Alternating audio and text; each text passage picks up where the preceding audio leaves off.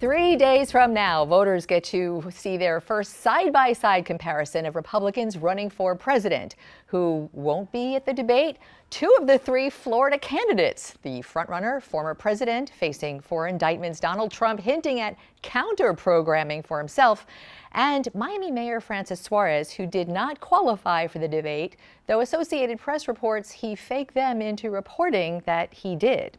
And who will be there? Well, for one, former New Jersey Governor Christie, the conservative governor who ran a blue state. He stumped in South Florida's Trump-DeSantis territory to a politically diverse audience on Friday. Governor Christie then sat down with us right after.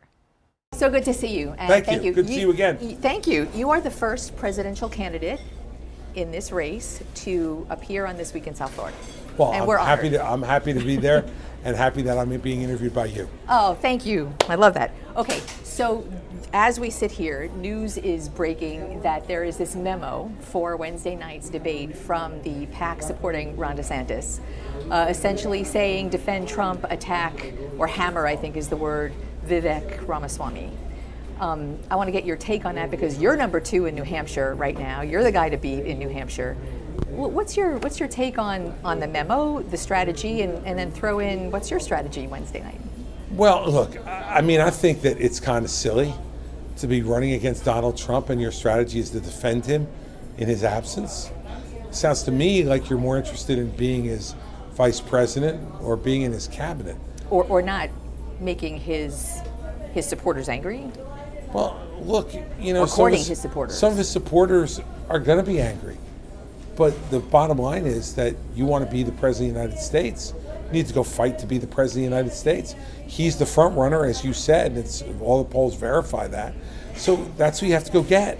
You have to beat him. And I don't understand Governor DeSantis' strategy overall in the race. I certainly don't understand that memo that they put out there and why they put it out there. And, you know, I understand all the speculation about them trying to send messages to him because they're not allowed to talk to him. But this is the kind of thing, if you can't run your campaign without process stories every week about your internal campaign machinations, how are you expected to run the White House? Your strategy you've been in debates. Mm-hmm. You are a blustery, say it like it is guy, at least that's your persona. It is. I think I've been watching you long enough to think that's pretty accurate. It is accurate. What is the strategy Wednesday? How do you blow up on that stage Wednesday? The strategy is listen to the questions, answer them directly, and if someone says something stupid, to go after them. I mean, this is not hard. Well, what would you qualify as stupid? Well, I have to hear it to know, Glenna, but I think if someone says something that I think is wrong, that I think is bad for the party or bad for the country, I'll challenge them on it. Because that's what we're there for. Yeah. We're there to compare and contrast for the voter so they can make an informed decision. So I'm just going to be myself. I'm going to be honest. I'm going to be forthright. And I'm going to listen and try to make sure that I answer the questions in a way that helps to inform the public. So in this news cycles, you've been asked and you've talked a lot about the other guys and fighting the other guys. I want to talk about you and your candidacy to be president of the United States. And I want to talk a little bit locally because we are a local program and we're in Miami. Yeah. And you've chosen on this first trip to Miami to do 2 Cuban-American restaurants, one a big deal stop for Republican candidates where we're sitting right now. And you really haven't in your stops on this day, this is Friday that we're speaking, you haven't really spoken about the Cuban issues, the Latin American issues, which is a very diverse voting population here. But that's a change of pace. You haven't mentioned socialism. You haven't really talked immigration or Fidel Castro. Is that by design? No, I talk to everybody the same way. I don't have a different speech when I come to Miami. But these are important voters for you. They are. And by the way, that's why they had an opportunity for an hour and a half today to ask me questions. And you know, not one of those questions came up. Let me be clear. So in case any of your viewers are wondering, I believe in a free and a liberated Cuba. And I think that the oppression that's happening to the people in Cuba and has been happening to the people of Cuba now for over 60 years is wrong. And that America should not do anything to encourage or condone it. And I think the moves that President Obama made years ago, which he thought were going to bring a more open and free Cuba, have failed. And I'm not going to play the same kind of game with the Cubans, especially when the Cuban government is playing footsie with the Russians. You know, not unrelated, I heard you speak on the campaign trail about the immigration issue, huge here, about defending the southern border, about coming up with an immigration policy that's both national security and a humane process for legal stay, which is kind of what Congress has been unable to do in my lifetime, yes, I think. Mine too. But I want to ask you something very specifically about what Florida Governor DeSantis has done, and the state has its own immigration policy, and one of those is a budget and a policy to take people from the border that I guess Florida deems to be here illegally. In most cases right now they're not. They're here legally. But take them, put them on planes or buses, and ship them to other jurisdictions, sanctuary states, mostly northeastern. And I wonder what you think of that, and as sort of the bigger picture, do other states, especially in the north, especially blue states, which you are were the governor of, do those states have a responsibility as well to take in people awaiting the immigration process, to spend money like that? What is that to you? Well, look, I think the first thing in that context is to say that many of the places where folks were sent to declared themselves to be sanctuary states and sanctuary cities. Now, they declared themselves that because they were 1,000 miles or more away from the border and thought there was going to be no cost to it. Now, all of a sudden, when folks are coming there to New York City, for instance, or Boston, or Philadelphia, or Washington, D.C. Or Trenton? Or Trenton, New Jersey. Look, and Governor Murphy, my successor, said we're a sanctuary state as well. Well, there's a cost that comes along with offering that. If you offer it, people will come. And so if they've declared themselves a sanctuary state, then they have to be ready to accept what the costs are for that. Can't be a costless promise, which is what it was before. Now, as to Governor DeSantis' actions, look, I don't think we should treat people as political pawns. And I think... Is that what you think happened? I think he did. I think he shipped folks, many of whom said they didn't know exactly where they were going or what they were going to find when they got there. I don't necessarily think that's right.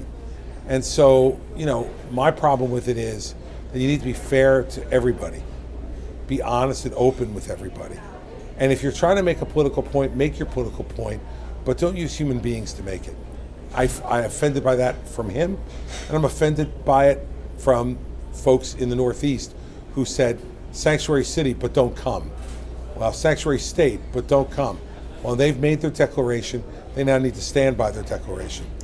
One of the other Florida issues that is a national issue as well, and very much in play right now, is Florida legislature passed the most restrictive abortion law in the state, now in the courts. 6 weeks, and after that, illegal. You are pro-life. I am. And I believe that every life is an individual gift from God. I think in this place we're in right now in this country, every state should make their own decision. And we're in the process of doing that. You mentioned the law here in Florida. The law in New Jersey is abortion up to 9 months. The law in Oklahoma is no abortion at any time except to save the life of the mother. So you're going to have different states take different positions.